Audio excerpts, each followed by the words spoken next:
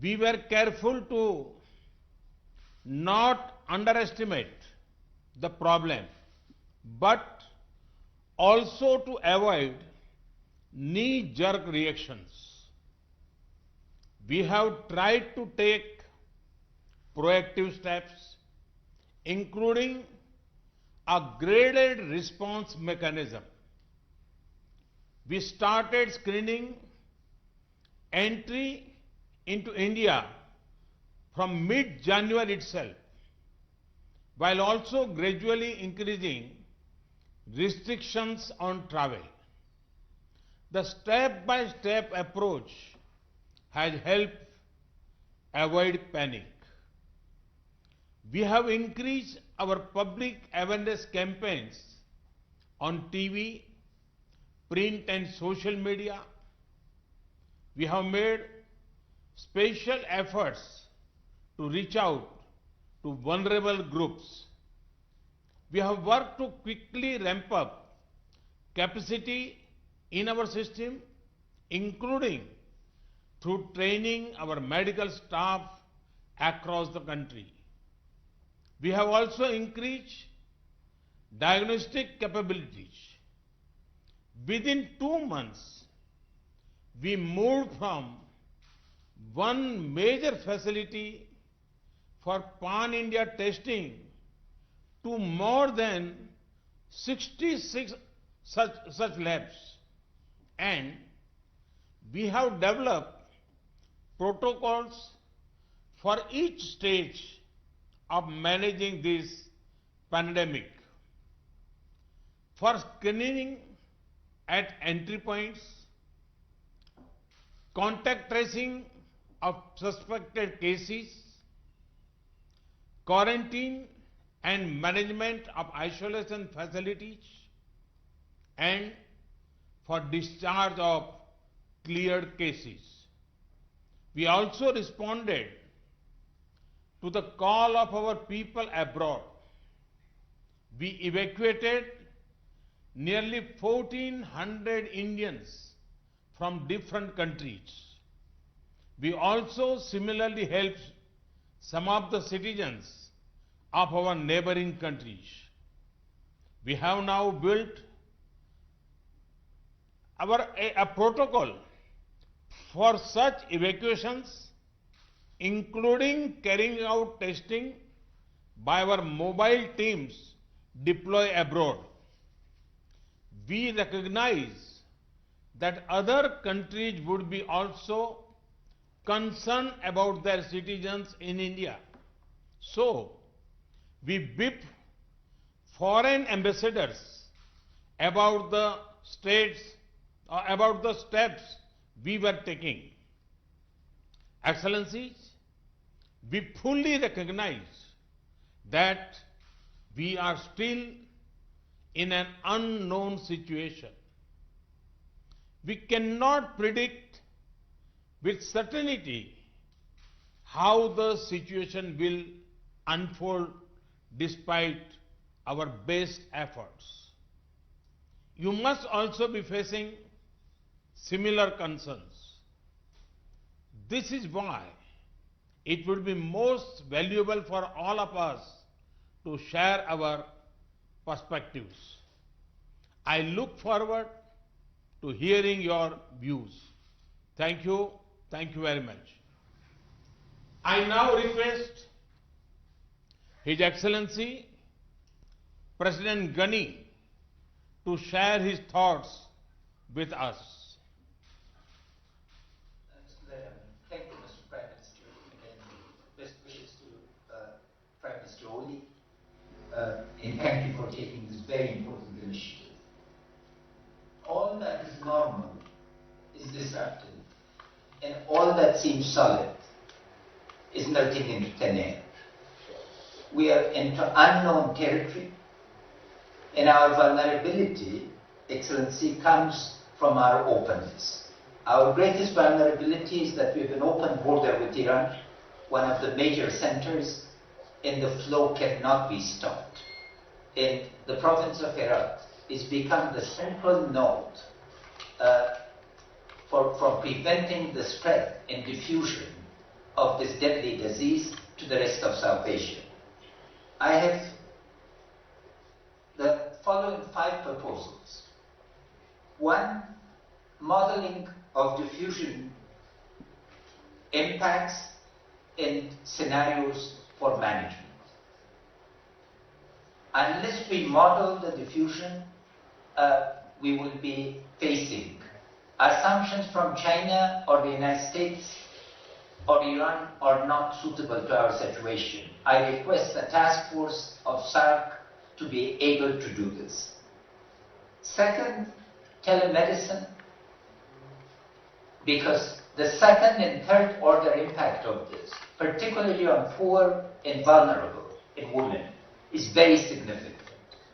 If we could create a common framework for telemedicine for diagnosis of related issues and as advances take place, how to be able to coordinate. Third, as a landlocked country, which is simultaneously the heart of Asia, closing of borders where essential will result in significant problems regarding availability of medicine, food, and basic goods. Can we coordinate to be able to create controlled flows that both allows transactions to take place while focusing on the essentials? The fourth issue for us, Excellencies, because, and all Excellency, because we've cancelled schools, prayers have been stopped. How do we keep women, youth, and children occupied? Since India in particular and South Asia are leaders in distance education and self-learning, can the Saarc satellite and India's satellite be made available so we can keep people, because social distancing that is necessary cannot just take place. And my fifth proposal, Prime Minister, distinguished Prime Minister, since India is both a very important member of Saarc and a member of the Shanghai Council, Cooperation Council, and Shanghai, both with China, that is our deepest sympathies, in Iran. Can we coordinate between Saarc and the Shanghai Cooperation Council through your initiative? How much of the experience of China is replicable to our situations, and how do we both learn and help Iran? I thank you again for this opportunity. Our conditions, being one of the poorest countries and conflict prone, require learning, particularly from how you upscale the existing programs. We have a program across the country called Health, that is basic health, and if there are other countries that have upgraded their basic systems to cope with this, we'll be extremely grateful for learning and yet sharing our experience. Thank you, Excellency. Thank you, Excellency. I now request His Excellency President Soli to make his remarks. Bismillahirrahmanirrahim.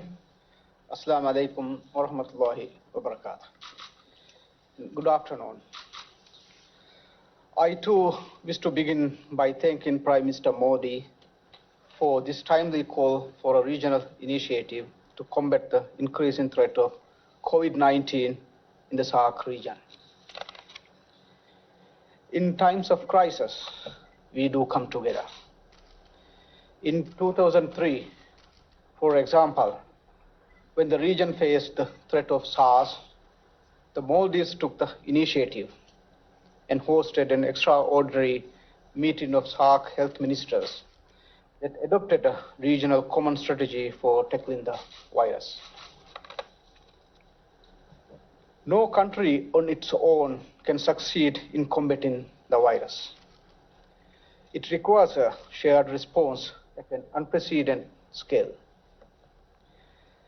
The first COVID-19 case was confirmed in the Maldives on 7 March. To date, there are 13 confirmed cases. Fortunately, no deaths so far. Since January this year, the Maldives has been taking steps to get ready for a possible outbreak. We set in place standard operational procedures and facilities for treatment and quarantine in various islands. In the event of major outbreak in the country, our health facilities will have to cope with the care needed for both our residents and the thousands of tourists who visit the Maldives every year. Our priority now is to use precautionary measures to contain the virus as much as possible so as not to overburden our limited resources. The unique geography of the Maldives will always present itself both as an opportunity as well as a challenge. The dispersed islands make it easier for us to isolate communities whenever there is a suspected case. But in the event that a person tests positive in the outer islands and is seriously ill, requiring specialist care, the person has to be transported to the capital, Male. This is extremely costly and puts enormous pressure on an overstretched team of healthcare workers. Our tertiary hospitals in the regions are currently under development. Shortage of healthcare professionals in general and shortage of specialist doctors in particular are always major challenges, and in a crisis such as this, these challenges are several times greater. The Maldives is fortunate to have received general assistance from India, and I convey my government's appreciations to Prime Minister Modi and the people of India. We have received medicine and a visiting medical relief team to work with Maldivian healthcare professionals. Excellencies, in the Maldives, the virus is showing in the most destructive measure the country's vulnerabilities to external shocks. Tourist arrivals started to decline considerably several weeks before the first case was reported. In February this year, arrivals declined by 14.3%. And in the first 10 days of this month, arrivals have already declined by 22.8%.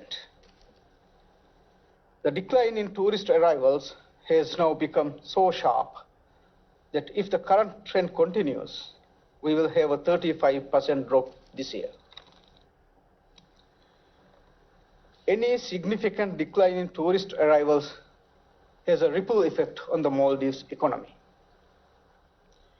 Tourism contributes over a quarter of the country's GDP and is the source of well over 2/3 of foreign currency to the country. Every other job creating and revenue generating activity in the country is either directly or indirectly dependent on the tourism industry. Our industry is also deeply linked to many businesses and supply chains within Saarc region who will feel the knock-on effects from the downturn in the Maldives. China and Italy are the most severely affected countries of the virus, and they are also the number 1 and number 3 source markets for Maldives tourists.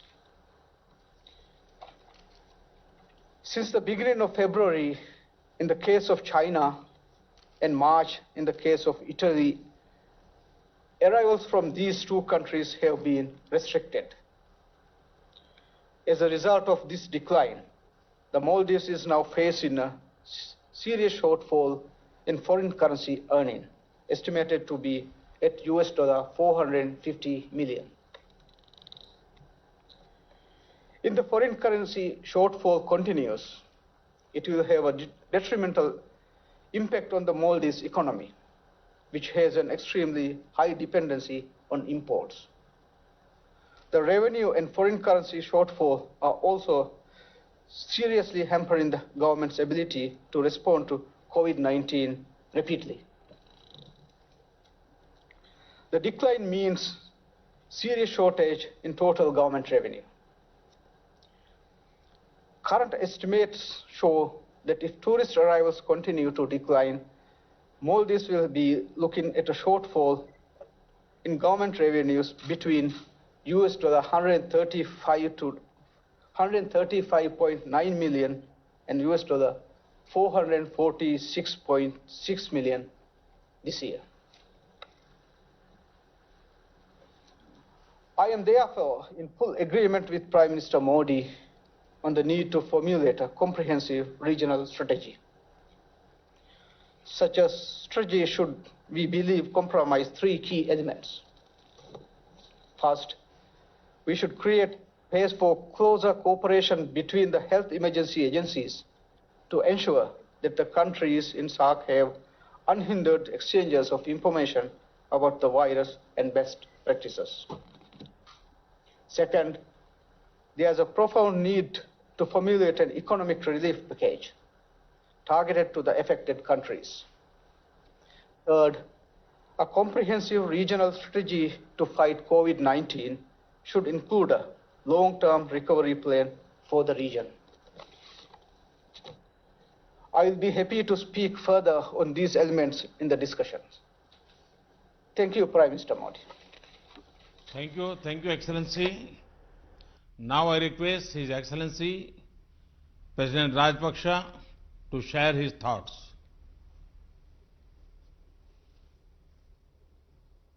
Good evening, Excellencies.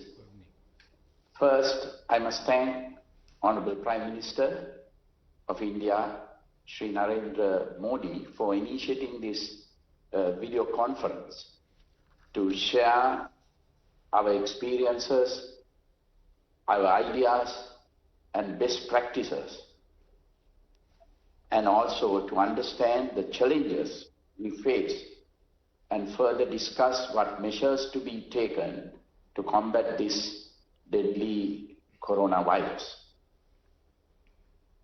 Our biggest challenge is to stop or minimize the virus entering into Sri Lanka and control the spreading of the virus within Sri Lanka.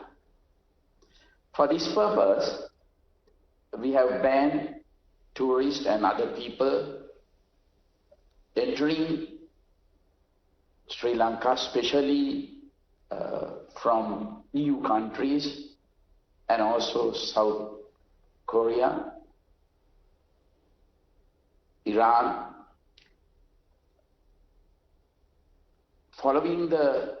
We did this following the guidelines and statistics relating to the spread of the virus issued by the World Health Program Organization. We have also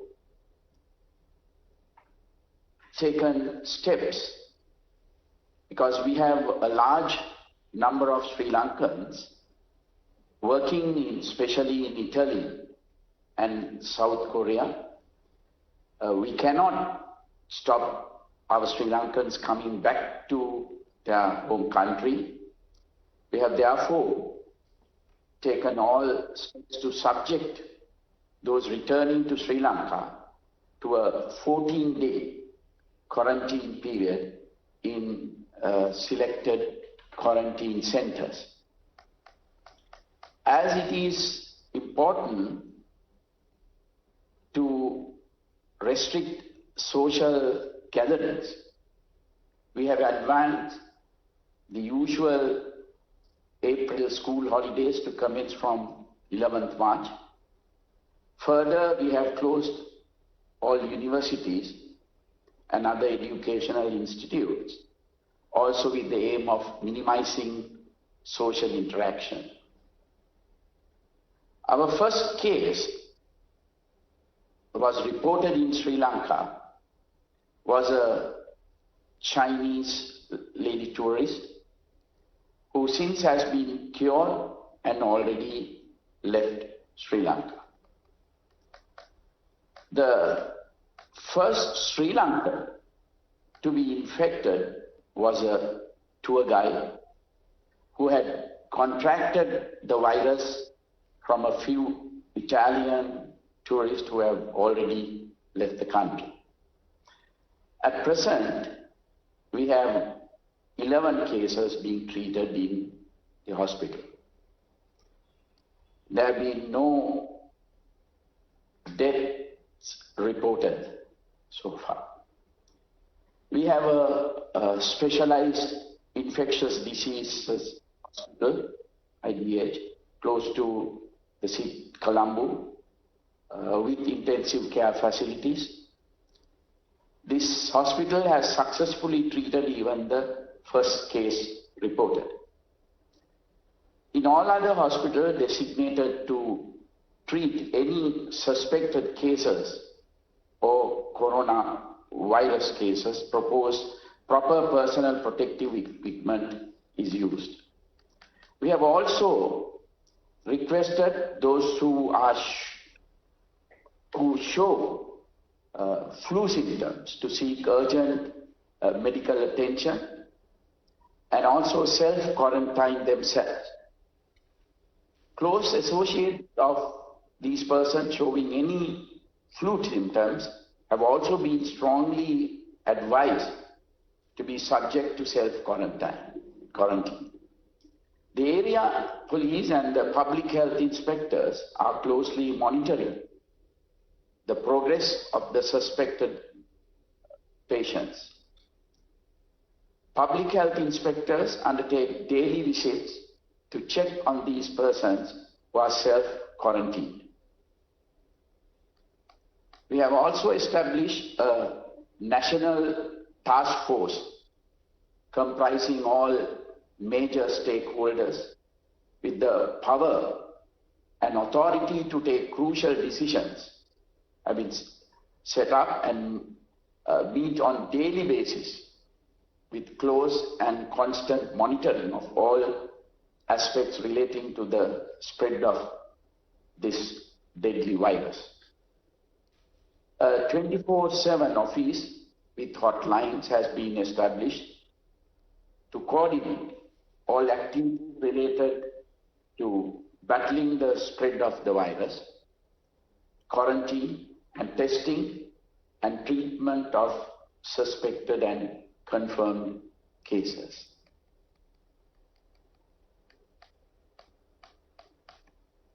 Government of Sri Lanka has taken some additional steps to effectively meet this unforeseen disaster. The Department of Health started giving out health warnings and advice on precautionary measures needed to be followed for prevention of the spread of the virus. This is done through mass media, presidential media division, press briefings, press bulletins, etc. General public were educated not to go for panic buying of face masks, hand sanitizers, etc.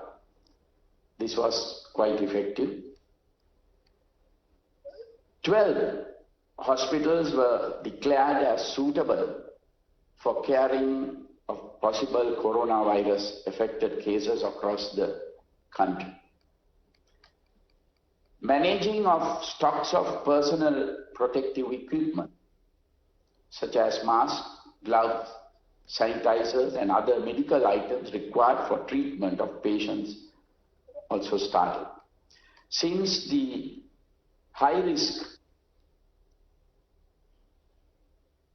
area for the coronavirus was the city of Wuhan in Hubei province in China, there was a requirement to evacuate 34 Sri Lankan students and their families back to Sri Lanka. This was done by the national carrier Sri Lanka Airlines, which flew from Colombo to Wuhan and back to Colombo with all 34 passengers. These 34 students on arrival were immediately quarantined by the Sri Lanka Air Force before they were taken to a military facility in the Central Hills for quarantine for 14 days under the supervision of the Army medical team. None of them contracted the virus and all were sent home on completion of the 14 days quarantine period. At the same time, another 750 Sri Lankans were studying in various universities in different provinces of China and the government facilities. They were returned back to Sri Lanka. These students were instructed to be in self-quarantine for 14 days under the supervision and monitoring by local health authorities.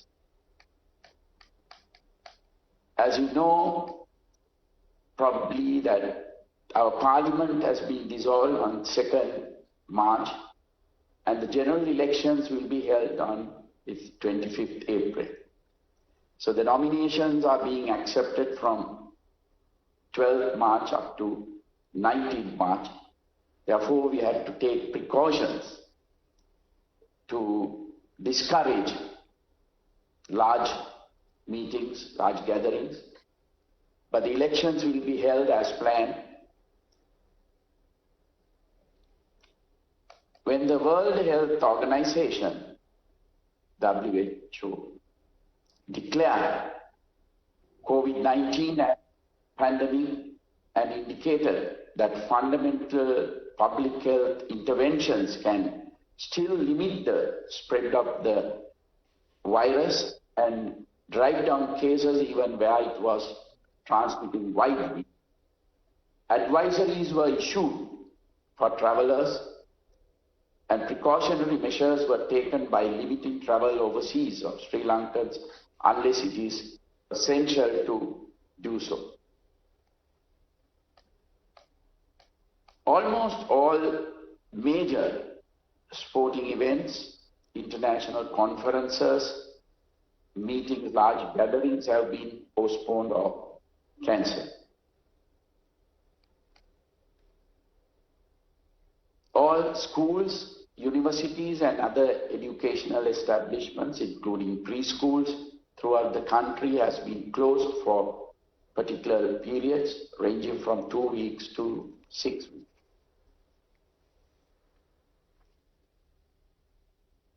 Even gatherings for religious purpose have been stopped by respective religious leaders, initially for 2 weeks. Also, issuance of on-arrival visas has been suspended for all countries. Travel advisories sent to airlines not to uplift passengers from several countries, mostly from EU countries. Travel advisories also sent that any passenger coming from countries which we have defined will be quarantined for 14 days in Sri Lanka.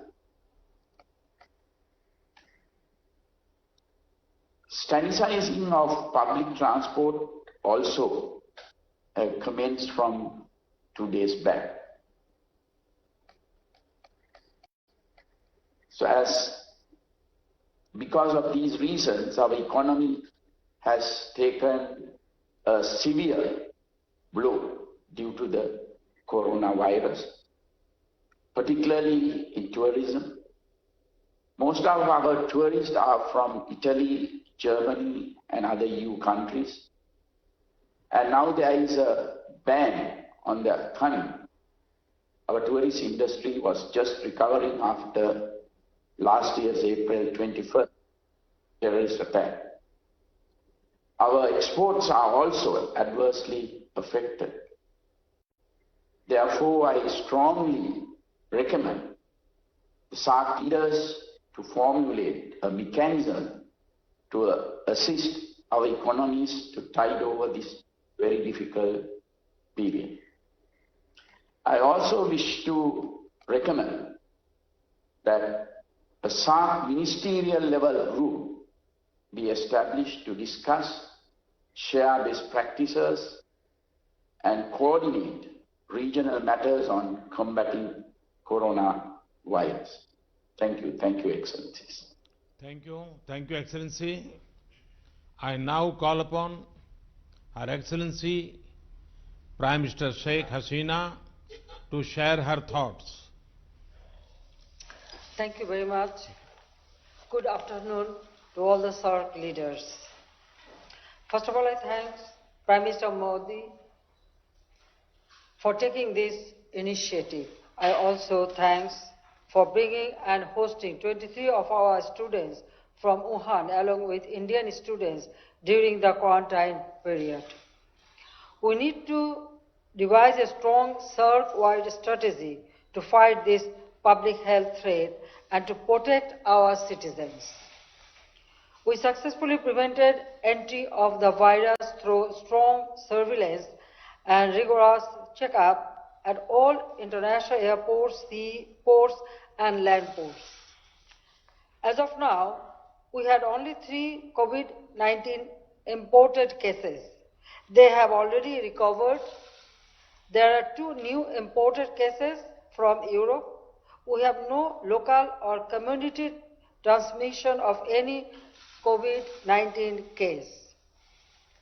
We have set up a national committee to provide guidance to concerned people from all ministries at all levels. We have also undertaken massive awareness raising campaigns everywhere in Bangladesh through all available medias, including social media. My party workers at all levels are active in awareness raising. Local body representatives are vigilant to enforce home quarantine if necessary. We have kept 4 newly built hospitals, including the Kuwait Moitri Hospital in Dhaka, dedicated to exclusively deal with COVID-19 patients. In addition, there is one more hospital in Russia to exclusively handle COVID-19 patients. We have also earmarked separate beds in every hospital in all districts to treat COVID-19 patients. A few vacant buildings have been identified where makeshift hospitals can be established in case there is any such need. We also have trained health workers at Upazila levels. School children are also being trained to follow necessary personal hygiene.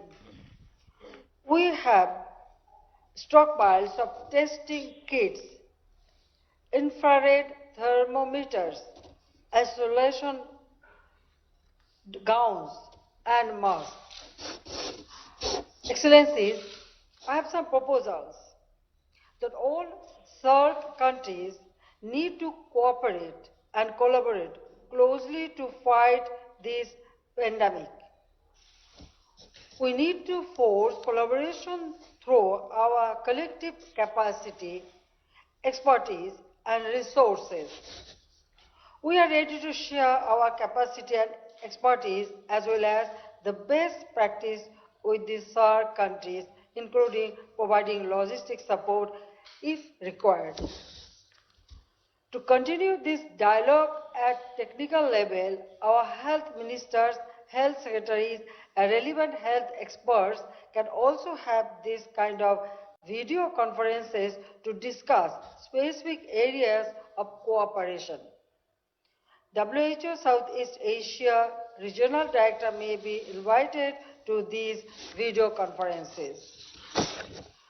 We believe it is extremely important to establish an institution to prevent and fight against any public health threats in South Asian region in future. In our Saarc Charter, it is already there about the healthcare. So we can work together for future, and in future any problem arise, we can work together and we can exchange or share our experience. And Bangladesh will be happy to host such institution if you all kindly agree. Excellency, I really thank you very much, especially Prime Minister Modi, to take the initiative, and also I appreciate that after a long time all the Saarc leaders get together. So it's a very crucial time for all of us. So we have to think about our people's goodwill. So I hope that this will show a new dimension or path to help our peoples of all our country and all the region. Thank you very much. Thank you, Excellency. I now request His Excellency Prime Minister Oli to make his remarks.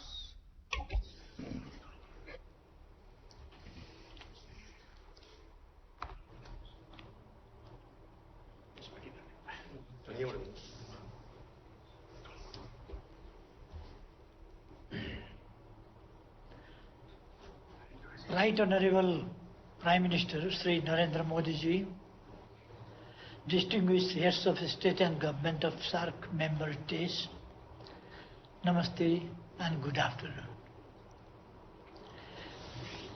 First of all, I would like to thank Prime Minister Sri Narendra Modi ji for taking this important and timely initiative, which I warmly welcome.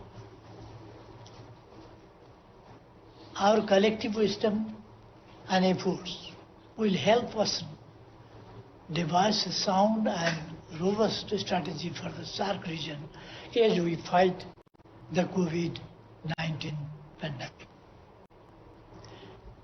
I wish to thank Prime Minister Modi ji and all the distinguished leaders of Saarc member states for kind words and best wishes on my speedy recovery.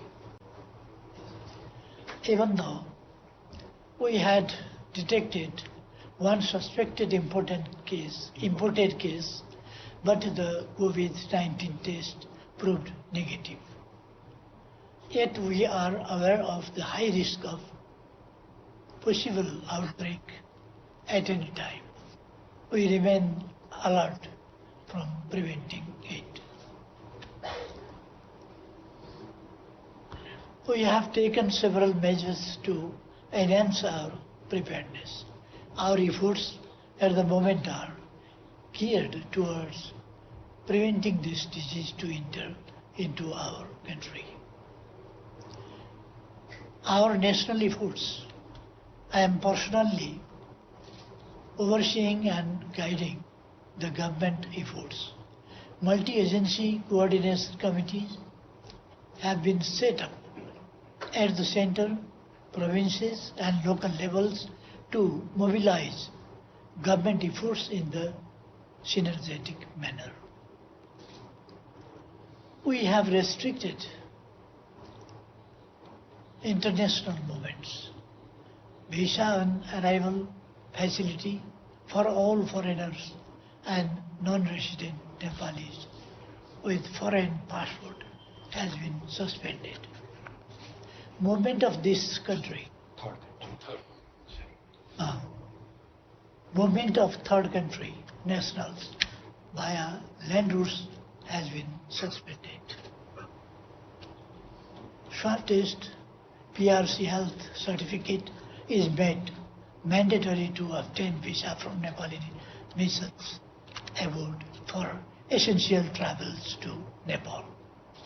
We have suspended issuance of work permit for Nepali nationals for overseas employment. International passengers are required to go through the screening process at the health desks at the international airport. There are provisions for self-quarantine for certain categories of travelers.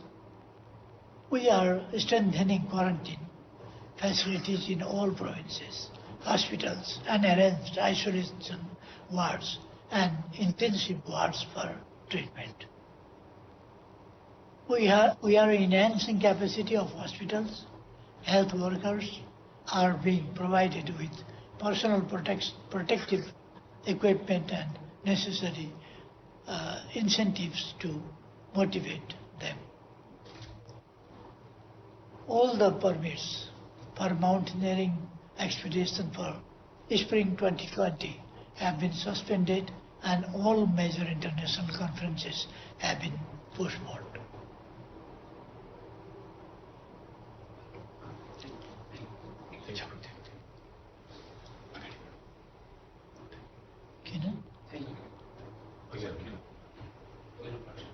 Okay.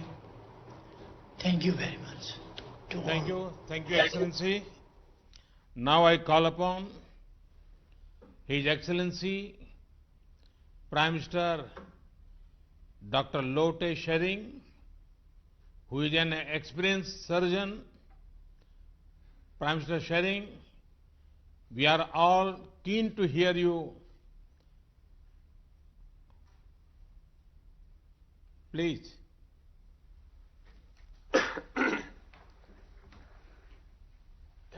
Thank you, Your Excellency. Before I start, I would like to take this opportunity to convey my King's greetings to all the heads of the states and heads of the governments here. As we speak, my King is out of the capital.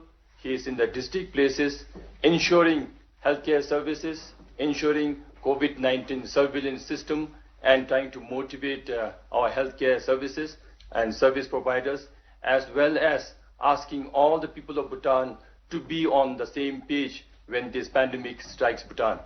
So with this, I also would like to take this opportunity to express my King's greetings and greetings of all of us to Prime Minister Oli for his speedy recovery. And similarly, we also would like to wish Prime Minister Hasina for our father's 100th birthday celebration in few days. So with this, I would like to thank Prime Minister Modi for your excellent leadership to bring all of us together, because togetherness is required at all times. But when the whole world is fighting one common disease that we cannot see with our naked eyes, I think it's very important that all of us come together and leave behind our differences. And number two, I think it is very important that we communicate very clearly on this. Communicate between all the leaders of the world, communicate between central government with local government, communicate with the health planners and the people of the nations. So I think this is very timely, and I would like to thank Prime Minister Modi ji for your excellent leadership on this. To tell my colleagues on the experience of Bhutan on the lone COVID-19 positive that we had, it was the 5th of this month, last 5th of March evening, we had one lone imported case, a Bhutan lover, a Bhutan visitor who wanted to visit Bhutan, came to Bhutan, and then on the 3rd day of his visit, he showed some very abnormal signs, symptoms, and then on suspicion, we found out that he was COVID-19 positive by evening. Yet we wanted to confirm it, and the confirmatory test came just before midnight, around 11:30 p.m. By then, our health officials had all gathered in the ministry. Even my king also came to the ministry, and we all started because we knew that we had the first confirmed positive case. So throughout the night, we worked very hard. Our surveillance system that was already in place was initiated, activated overnight, and starting midnight till 7 a.m. the coming morning, that is 6th of March, we managed to trace the whole path of the first positive case. We managed to identify all the 48 primary contacts. We managed to send all the contact tracers and surveillance team to their respective places and inform them of the importance of house quarantine that first morning, and then as the day unfolded, we managed to pull them out and bring them to the formally identified quarantine facilities. So over 78 hours, we managed to identify all 48 primary contacts from 3 different parts of the country wherever our tourists had visited.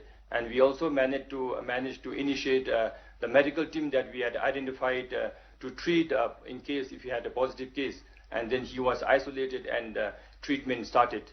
And it all happened because our health ministry under Minister Dichen's leadership, everything was planned beforehand. And then our king was also awake the whole night trying to coordinate the whole thing and bring all the primary contacts together. So we do not wish to have positive cases in any countries, but to have a positive case in this manner and to be able to identify all the primary contacts and isolate them, I thought was a huge success that we brought in. Then starting from there, we managed to treat him, take care of him very, very well, and his family wanted the patient back home. So he was successfully air evacuated day before yesterday, and he reached his hometown last night actually. So we wish him a speedy recovery. All the people of Bhutan send our sincere prayers for his speedy recovery. But the fact is, since as we all know and as all the heads of the country shared here, this is our uphill task because we really don't see our enemy. This pandemic that is challenging all of us do not follow geographical boundaries. That's why, as I said, it's very important for all of us to be on the same page. And as we all know that it affects the elderly people and it affects more people with comorbid conditions. So similarly, the aftermath of this disease will also affect the smaller and vulnerable economies more hardly than the better ones. So we are equally concerned that as we fight and as we try to contain this disease, we are also concerned about the economic outcomes of this disease. So therefore, I would like to support all the proposals that were made before me, and also to be very, very sure that we all will share our limited resources that we have, share the technologies that we have, and also to have frequent such meetings so that with the changes in time and with the changes of the demand of this pandemic, we also come and regroup ourselves. And I also would like to propose that we must have a similar cooperation in economic get up on this issue, because all the smaller economies are disproportionately hit. So with this, I'm sure my other colleagues will have a lot of points to share, and I also would like to contribute as the discussion goes on. So as of now, I would like to thank all the heads of the states and heads of the countries and governments, as well as Prime Minister Modi, for your initiative. Thank you very much. Thank you, Excellency. Now I call upon His Excellency Dr. Jafar Mirza, who also has medical experience, to share his thoughts.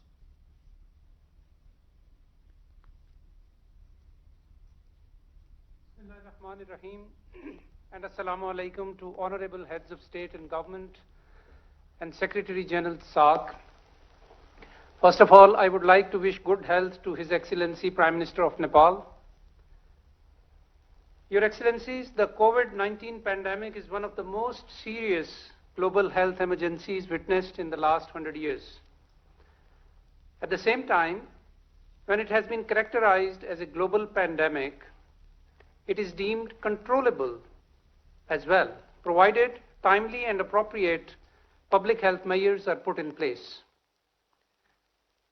With over 155,000 infections, 5,833 deaths, and 138 countries involved, no nation and no region on earth can afford to be unresponsive. Least of all Saarc, which is home to 1/5 of the humanity, several of the world's largest megacities, and many of the most densely populated regions. Pakistan shares the common concern over the potential of COVID-19 affecting South Asia. All our countries now have confirmed cases. Mercifully, The Saarc region has so far evaded the worst ravages, but given the experience of other countries in other continents, there is absolutely no room for any complacency. While hoping for the best, we have to prepare for the worst. The World Health Organization's four-pronged advice offers a reasonable way forward, namely, A, prevent, B, detect, C, respond, and also D, conduct research and innovation along the way. Excellencies, Pakistan has been involved in containment efforts right from the outset of the outbreak. We have been alert to the dangers and have put in place appropriate public health measures and developed required protocols and guidelines for the safety of our people.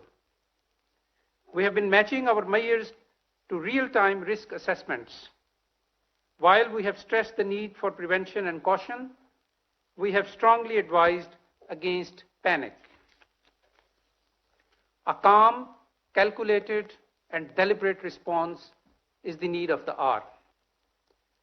Pakistan was among the first few countries to undertake a joint external evaluation for the state of preparedness to cope with health emergencies in the context of International Health Regulations 2005. In close collaboration with World Health Organization, we have been taking steps to appropriately restrict movement to and from the affected countries, regulate for flights, institute health screening measures at entry points by member states, and establish quarantine/isolation facilities. Diagnosed cases are being isolated and contacts are being traced proactively. Prime Minister Imran Khan is personally overseeing these efforts. Resultantly, Pakistan has managed so far to keep the cases to a relative minimum, an achievement that WHO has recently recognized as a good practice and has commended it.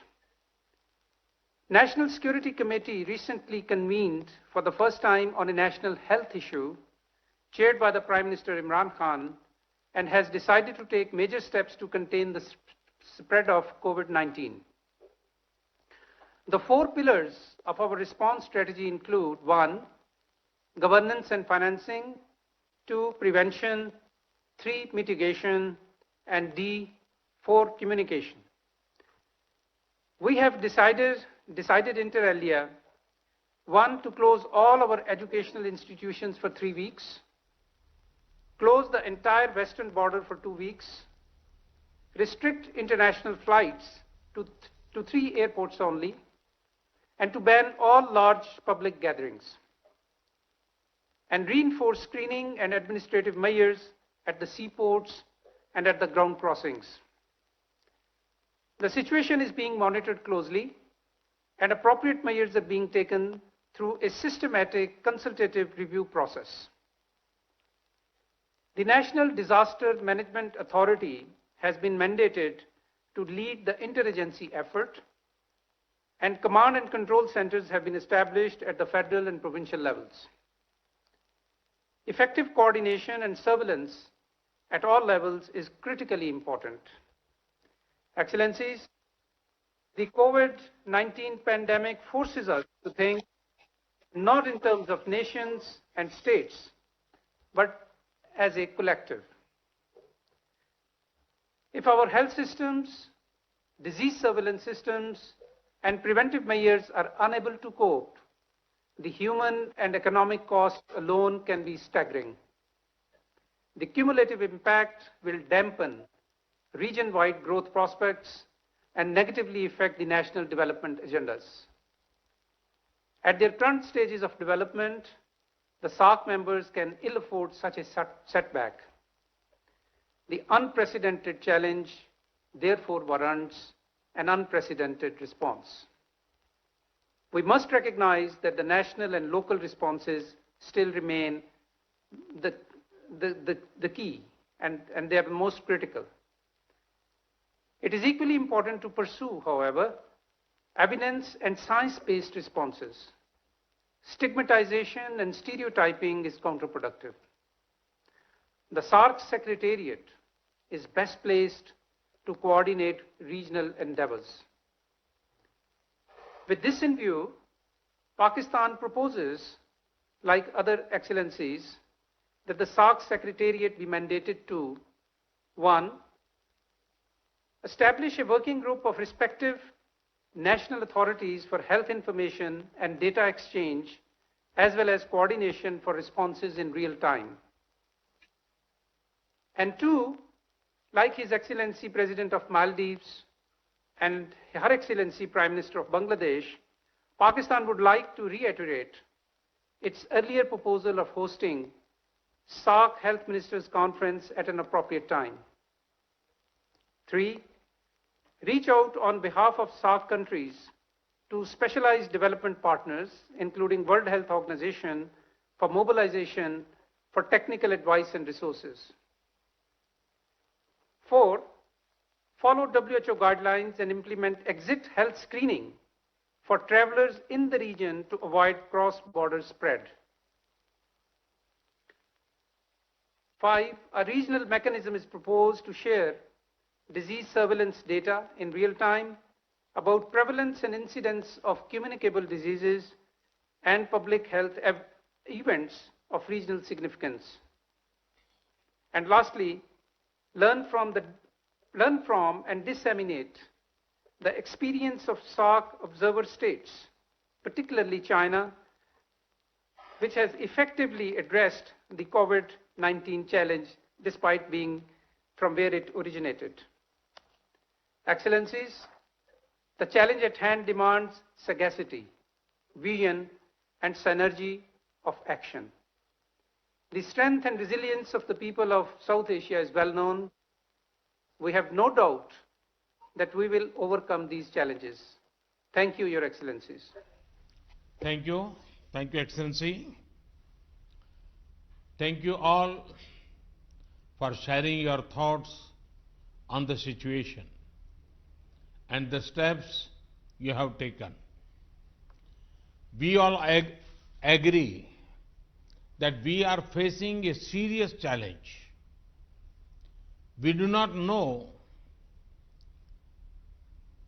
and as yet know what shape the pandemic will take in the coming days.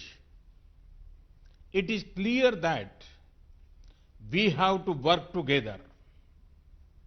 We can respond best by coming together, not growing apart. Collaboration, not confusion. Preparation, not panic. In this spirit of collaboration, let me share a few ideas on what India can offer to this joint effort.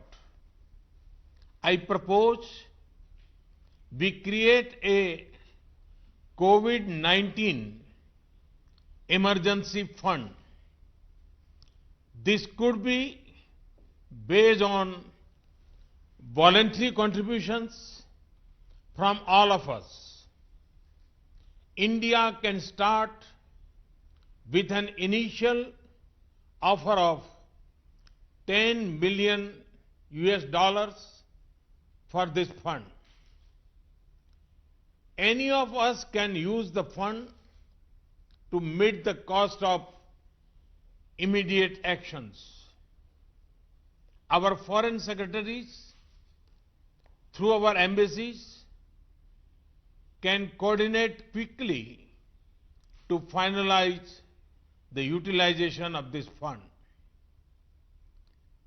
We are assembling a rapid response team of doctors and specialists in India, along with testing kits and other equipment.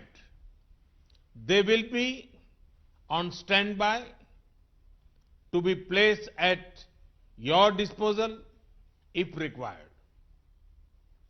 We can also quickly arrange online training capsules for your emergency response teams. This will be based on the model we have used in our own country to raise the capacity of all our emergency staff. We had set up an integrated disease surveillance portal to better trace possible virus carriers and the people they contacted. We could share this disease surveillance software with Saarc partners and training on using this. Let us also use existing facilities like the Saarc Disaster Management Center to pull in the best practices among all of us. Looking ahead, we could create a common research platform to coordinate research on controlling epidemic disease within our South Asian region. The Indian Council of Medical Research can offer help coordinating such an exercise. We can also ask our experts to brainstorm on the longer-term economic consequences of COVID-19 and how we can insulate our internal trade and our local value chains from its impact. Finally, this is not the first nor the last such pandemic that will affect us. We can also ask our experts to brainstorm on the longer-term economic consequences of COVID-19 and how we can insulate our internal trade and our local value chains from its impact. This can help to prevent such infections from spreading across our region and allows us to keep our internal movements free. I call upon His Excellency President Ghani to share his thoughts. Well, thank you, Mr. Prime Minister. Thank you, all heads of state and government, and Dr. Mirza. The number of cases in Afghanistan is 16. No deaths, and as of yet, they're in 5 provinces. But the case I make is the following. Our refugees from Iran are being sent back in droves. I would like to make the case that dealing with this flow in the Herat province, 3 provinces, particularly Herat, Nimroz and Farah, is a regional challenge because thousands of people are coming from an infected area in the period in which the incubation takes place and the detection takes place. So we would like to offer, particularly the Herat province, where we're making major efforts, as a model. In terms of organization, our National Security Council I've chaired a number of times, and we've created a task force under the Vice President in all the provinces. We are reorganizing our budget, etc. But let me welcome your initiative. We would like to be delighted to contribute to this voluntary fund. But the phases, Mr. Prime Minister, we would suggest we need to think about the next 6 months as one period where the pandemic is likely to unfold. Thank God weather is going towards warming, and it's shown that there are negative consequences. But the vaccine is not likely to develop sooner than a year or to 18 months. During this period, whatever we can do in the way of prevention is necessary, but the second and third order cross-border consequences of this on our social fabric, on our economic transactions, in others, really requires thinking through. The impact on poverty, which all of us, and you, Mr. Prime Minister, has taken such a leading role in this, is likely to be negative. So how do we think through in ways to be able to protect the most poor and the most vulnerable? Because of that, we welcome very much your task force and ways of collaboration in return to this issue of being able to deal with. The third order issue is, while all these measures, and we've resorted to control of borders, the disruptive impact of this, what are ways to be able to generate economic transactions in activities? And here again, there is need for considerable thinking. We would like to support the meetings by video conference at the ministerial level. We would like to thank the Secretariat for their vital role.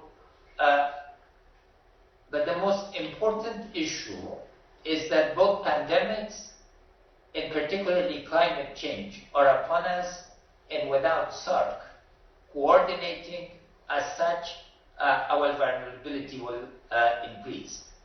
Once again, Mr. Prime Minister, let me thank you for convening this meeting and for the follow-up actions, and we would always be ready and willing to collaborate and to welcome coordination, learn from the best practice, and contribute to it as this global crisis unfolds.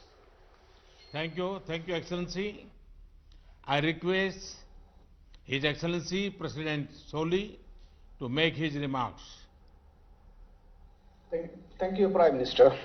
First of all, I welcome Prime Minister Modi's proposal, especially on preparation and longer-term economic recovery, and to form a COVID-19 emergency fund. As I mentioned in my opening remarks, we believe that a common approach should address the following challenges. First, to ensure rapid response and sharing of experience and expertise. We should create space for closer cooperation between the health emergency agencies to ensure that the countries in Saarc have unhindered exchanges of information about the virus and best practices. The Maldives has already received technical and material support from India, as I have highlighted earlier. I would also like to thank the government of India for evacuating 9 Maldivians from Wuhan. It is time that bilateral cooperation of that nature be expanded to regional level, where every country would benefit. There is a profound need to formulate an economic relief package targeted to the affected countries. In the case of the Maldives, such a package would include budget support to fill the significant shortfall in revenue gap that I mentioned earlier. Third, it is always good to plan ahead to ensure quick and sustainable recovery after the pandemic. So we believe that we should start discussing a long-term recovery plan for the region. For the Maldives, such a plan means initiating a quick recovery in the tourism sector. It means building up our resilience through sustainable regional development and connectivity between the Maldives and major cities in the region. It also means scaling up private investment in tourist resorts and infrastructure that propels growth in tourist arrivals, which in the Maldives means economic growth. Thank you, Prime Minister, once again for convening this meeting. Thank you, Excellency. I now request His Excellency President Rajpaksha to share his thoughts. Thank you very much, Excellency. And again, I want to thank Honorable Prime Minister of India for convening this important video conference today. And we learned a lot of lessons from all the participants, and I thank all the heads of state for sharing their experiences and also good practices. And also I want to thank you, Excellency, for the series of assistance that you have proposed, especially the raising fund, COVID fund, and also we all know there's a shortage of testing kits and other equipment, not only within this region, or all over the world. So thank you for offering these assistance to all the regional countries. And also, it is very important for us to work together, not only combating COVID-19 virus, but also be prepared for similar situations in future. We have to understand that it's very important that the social awareness is very important in these type of situations. Because sometimes the people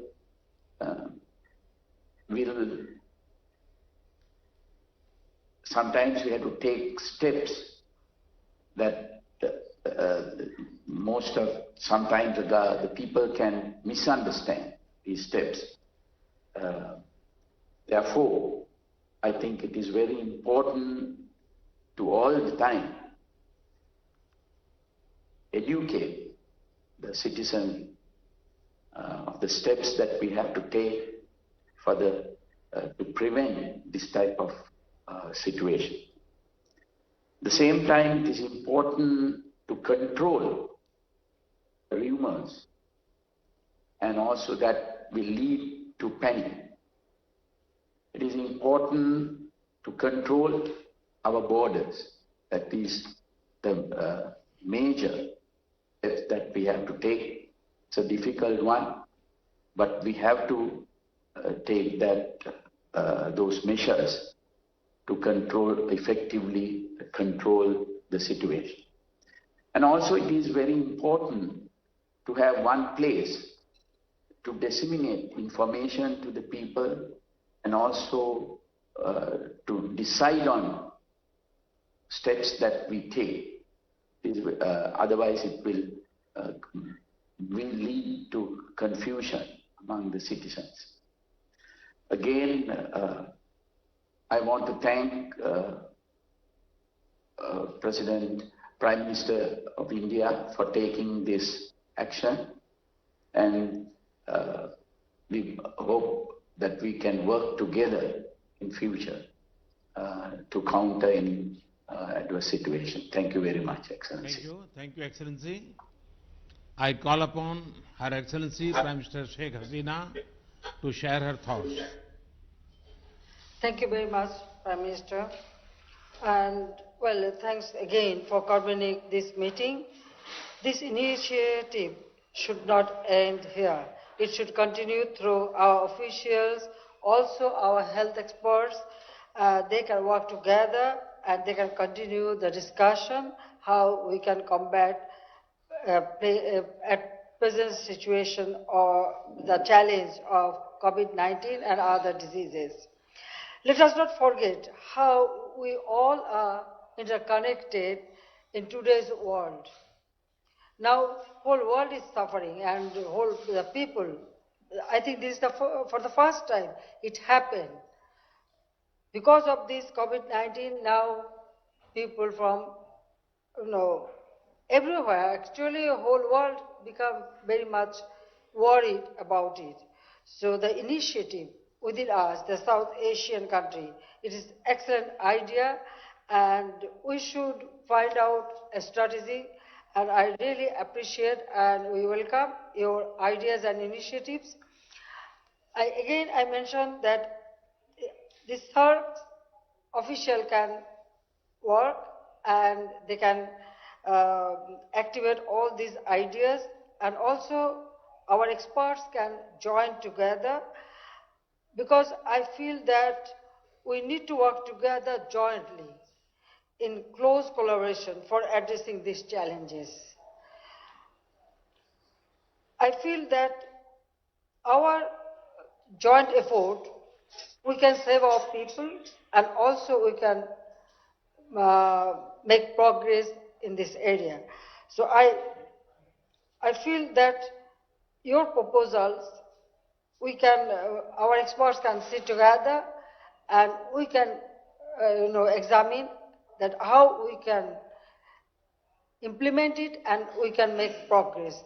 So I thank you very much for this initiative, and I hope that together we will be able to combat this distress situation. I look forward to being in touch with you all, Excellencies, as required, and hopefully together we can ensure the safety, security of our people in this region. And again, I thank you very much, and our new Saarc Secretary General can coordinate the follow-up actions, which will, I feel that will be, an excellent job, and Bangladesh would be happy to join all these efforts. So again, Prime Minister Modi ji, I thank you very much for your initiative that holding these video conferences, and again I request all our officials to continue this dialogue, which is very, very important at this moment for our peoples of South Asia. Thank you very much. Thank you, Excellency. I now request His Excellency Prime Minister Oli to make his remarks.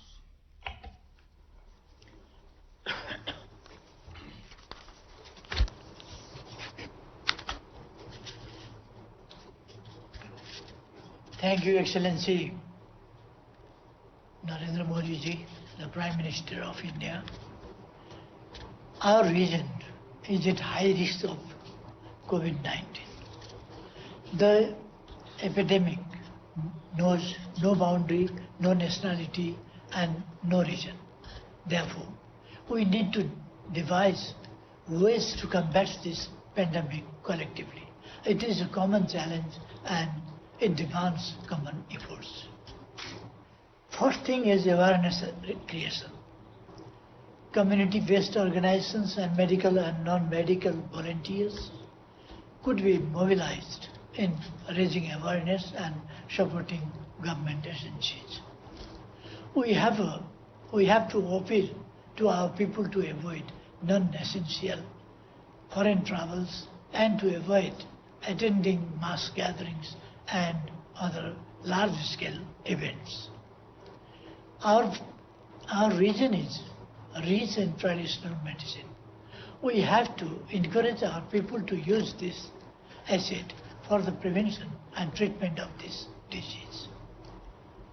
Our way of greeting people with namaste rather than shaking hands can avoid potential threat of human-to-human transmission of this virus.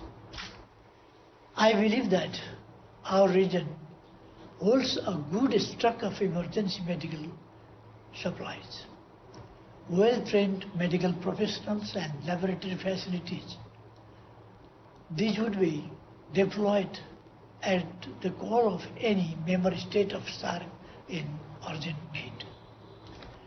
The hospitals in the bordering areas could also be utilized for the screening as well as treating infected patients coming from across the border.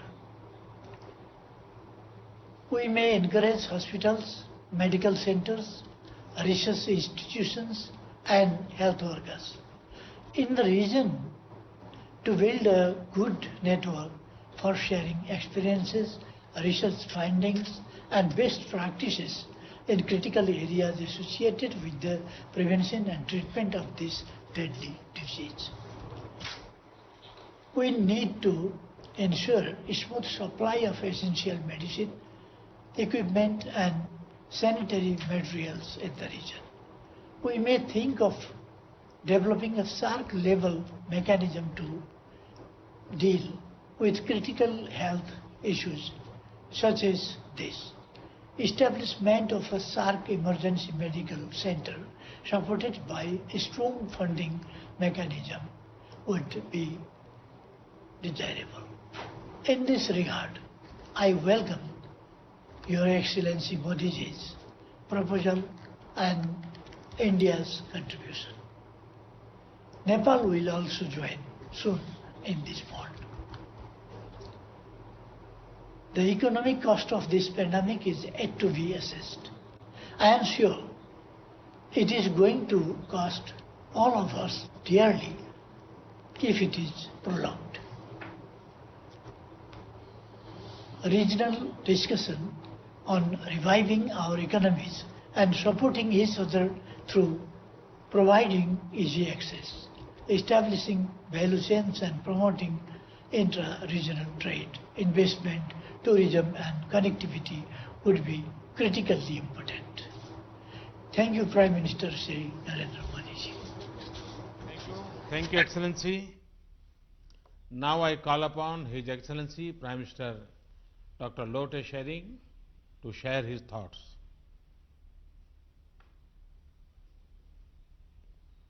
Thank you. Thank you once again. I personally feel that this is a wonderful opportunity for all of us to share our personal opinions. And I also would like to take this opportunity actually to thank all the healthcare providers who are in the forefront fighting this war with unseen enemy. And I also would like to send prayers and condolences for all the dear thousands of lives lost. I would like to thank Prime Minister Modi's initiative in getting all of us together, as well as proposing to have emergency COVID-19 relief fund. That would again be a wonderful initiative, and Bhutan would be a very active participant to this initiative. Thank you very much. I think as we fight this unknown disease in the acute phase, we must also be able to go through this and see the long-term consequences of this, be it on health or on non-health initiatives. Maybe as we fight this disease, maybe we will be able to overcome the acute problem. But what happens to the long-term consequences? What if we all developed endemic to this disease? What would be the international health regulations on this? So if we can think through all this, then we will definitely have lesser problems in the near futures to come. And also, I think we must, of all the initiatives, I would like to repeat and insist that we must be willing to share the limited resources that we have. And through these limited resources, we should now be training more of our health professionals at a center of excellence in our region. So with this, again, as we unfold, I would like to propose that we meet again, and as Prime Minister Modi ji proposed, that we also have a relief fund, and like my other friends shared, I think we should have a common consensus today that let our health ministers have a forum on this, and then through the Saarc Secretariat, they must come up with the SOP on this proposal. So with this, I thank all the leaders here, and I thank Prime Minister Modi ji for taking all this trouble to convene and give us the opportunity to share our feelings. Thank you very much. Thank you. Thank you, Excellency. Now I call upon His Excellency Dr. Zafar Mirza to share his thoughts. Thank you, Your Excellency, Prime Minister Modi, and thank you for your suggestions. I think it has been a constructive and insightful discussion that we had today, and I hope that we can keep up the momentum. And I think that It is important that in Saarc countries we give public health a chance to bring us together. Let me, as a public health person myself, say that in the context of health emergencies, we need to take a proactive approach. We should not wait for emergencies to happen and outbreaks to take place and then to start our preparations. Often, all of our health systems are undergoing reform in our countries. But what we forget in this reform process is that we also have to invest in health emergencies, preparation, response, and recovery. So if we need to take a proactive approach there, and that's what we are now doing in Pakistan. I would also like to mention that the Saarc region generally remains a least integrated region in the world. I'm stating the obvious. The last Saarc summit was held in Nepal in 2014, and our health surveillance mechanisms are fragmented, and necessary regional cooperation and coordination mechanisms are largely conspicuous by their absence. We believe that Saarc Secretariat does provide us that platform which can bring us together, and we believe that we need to use this platform as a platform for pooling of resources of all kinds, including technical expertise, national experiences, and even financing, which can be used by all the members of the Saarc region. Your Excellencies, I would also like to mention that we hope that during this COVID emergency, our member countries will provide access to emergency assistance to all our regions in our countries, because equity in health is a fundamental principle of public health. In this regard, let me say that it is a matter of concern that COVID-19 has been reported from Indian-occupied Jammu and Kashmir.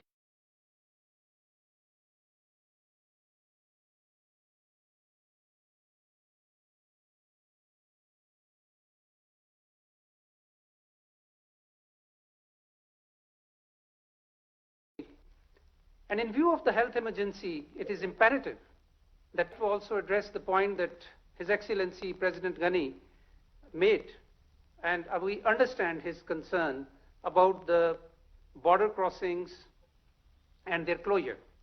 I want to reassure him that we have done this for temporarily, so that we can reinforce our point of entries and land crossings, and this is exactly in the light of the WHO guidelines and the steps being implemented by regional states to contain the spread of the virus.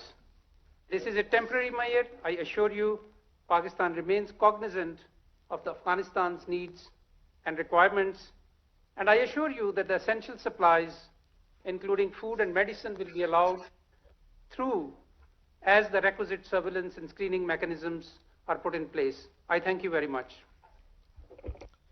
Excellencies, thank you once again for your time and your ideas. We have had a very productive and constructive discussion today. We all agree that evolving a common strategy is critical to handling such challenges. And we agreed to find cooperative solutions. We will share knowledge, best practices, capacities, and where possible, resources. Some partners have made specific requests, including about medicine and equipment. My team has taken careful note of this. Let me assure you that we will do our best for our neighbors. Let us ask our officials to maintain close contact and develop a common strategy in the spirit of partnership and working together. Let us identify nodal experts from each of our countries, and they can have a similar video conference 1 week from now to follow up on our discussions today. Excellencies, we have to fight this battle together, and we have to win it together. Our neighborhood collaboration should be a model for the world.